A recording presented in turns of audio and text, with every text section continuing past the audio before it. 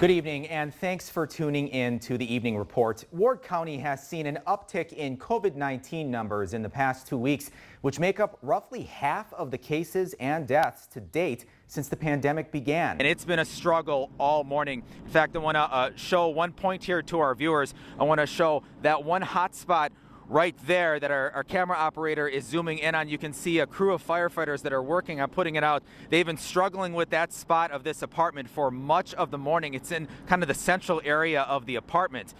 Some crews on scene tell us that the roof of this apartment complex is gone. It's just gone. So at this point, the structure is a total loss. We're in day 21 of the government shutdown, and we continue to follow those who are impacted by it. No lavish hotels for the crew at the Fur Trader Rendezvous. Everyone who is here for the state fair works, cooks, and eats on the grounds the entire time. They even sleep in teepees such as this one. For a lot of the races that we covered here in north central North Dakota, by and large, it seemed like voters were moving through the polls fairly quickly. Do you think the early and absentee voting this year, due to the pandemic, maybe took off some of the burden from today?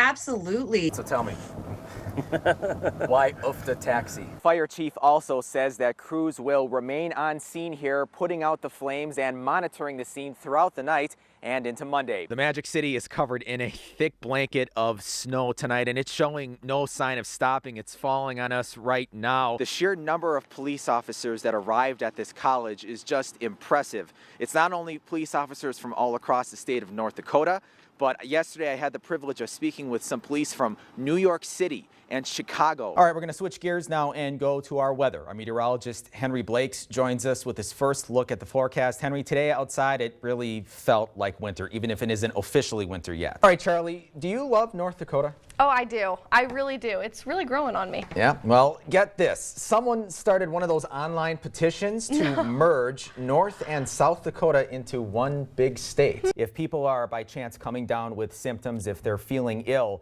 there's some protocol that they need to follow. Don't just show up, right?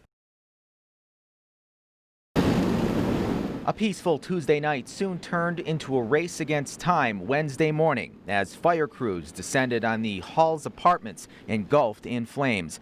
The fire tore through the top level of the apartment, forcing firefighters to dump thousands of gallons of water on the structure. Efforts to put out the fire at the Hall's apartments in Minot has been a true team effort. We're told as many as 30 firefighters have been on scene throughout the night battling the flames. I mean, it's been a long night for them already. It's going to be a long day as well. This isn't something that just stops automatically. We're going to have guys on scene probably for another 24 hours or so. They'll be watching even after the flames go out. We'll have a pretty heavy presence down here for a while. The American Red Cross coming to the aid of those who lost their homes. We're getting them motels if they need a place to stay and some assistance for immediate essentials tonight. As night turned to day, the true devastation of the fire was revealed. The roof gone, power lines and porches frozen underwater. And the investigation frozen as well, as a structural engineer will have to inspect the apartment before investigators can even get inside. A devastating blaze, taking away the homes of many, and with it, a piece of Minot history. Is that a picture of Elvia behind you? Yes. This was her last year of school. Susan Three Irons, the mom of 17-year-old Elvia Rose Ramirez, says her daughter started getting headaches mid-last month and tested positive for COVID-19. She was hospitalized in Minot for shortness of breath before Susan had her transferred to the Children's Hospital in Fargo. I talked to her before they intubated her, telling her I loved her, that she would be okay. And she told me she was scared and everything. I told her I'm going to go there. I'm going to be with her. And Susan was hospitalized not long after. They put the phone up by her ear so I could say my goodbyes to her since I couldn't physically be with her. So what was Elvia like? Elvia loved to help anyone she could and be there and listen.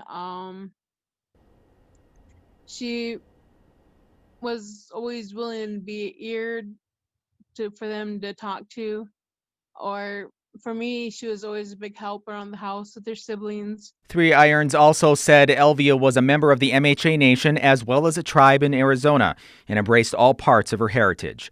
Now, she's making an impassioned plea to North Dakotans to mask up. I'm trying to encourage people, make sure they wear masks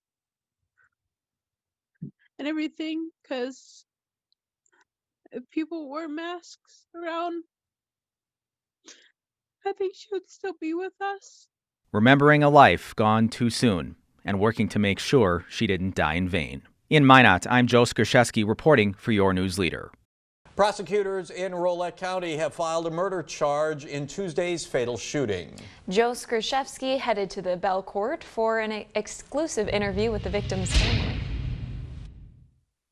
I'm just trying to get through this. July 31st, 2018 would become one of the worst days ever for Claudette Pachant. She'd lose her beloved son, James, or Joey as loved ones called him, at the hands of 49-year-old Ronald Wu-Tan in a shooting that brought police from across the region to her small town. How's the rest of the family holding up?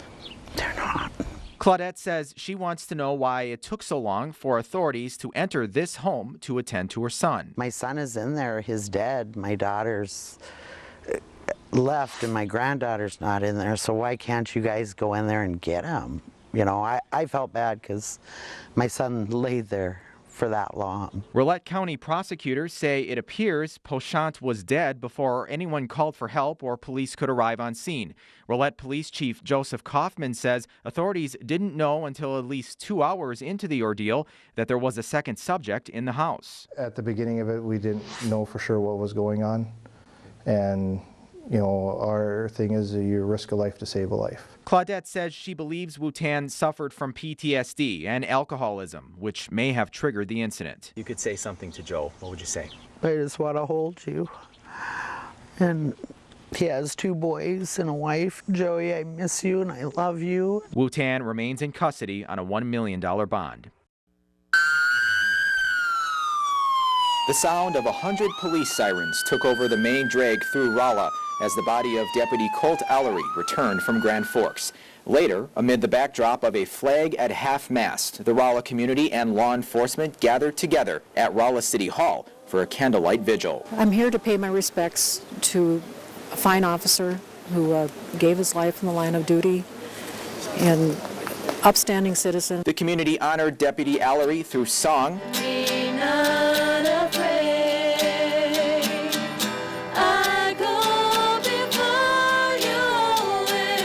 and traditional Native American chants and drums.